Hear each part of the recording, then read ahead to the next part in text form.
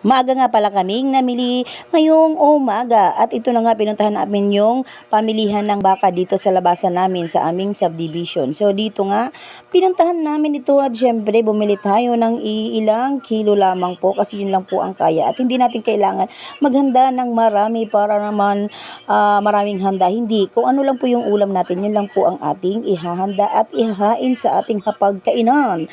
So dito nga bumili kami ng baka kasi kay sa aking biyanan ay gusto niya ang baka. So ito syempre nag-video-video na naman ang person nyo para may pang-content. Ang sarap ng baka, may mga taba-taba pa yan.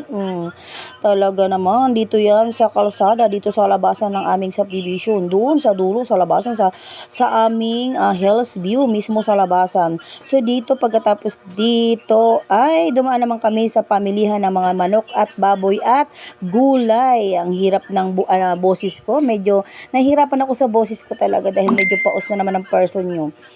So ayan, lumapit kami dito sa pamilya at ayan na nga yung asawa ko namimili ng karne. At pagkatapos ng mga karne ay dito naman kami sa mga gulayan. Napaka dollar po ng ating mga gulay for today's video. Ayan, litos nga yan.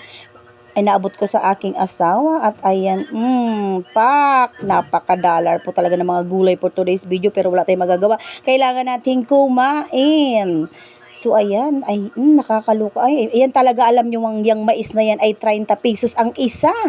Kasama ata ang balat. Oo, talaga namang napaka-dollar ng mais na yan. So kailangan talaga nating ilagay sa ating baka kaya bumili naman talaga kami. Kahit hindi naman talaga kamurahan. Hindi talagang may kapresyon. So itong mamang ito makulit. Pangalan ko lang, buong pangalan. Ayan. Hindi Manuel Francisco. Ayan yung mamang ayan. Gusto niya talaga daw ay maalala mo kaya? Ipapalo niya daw ako mamaya.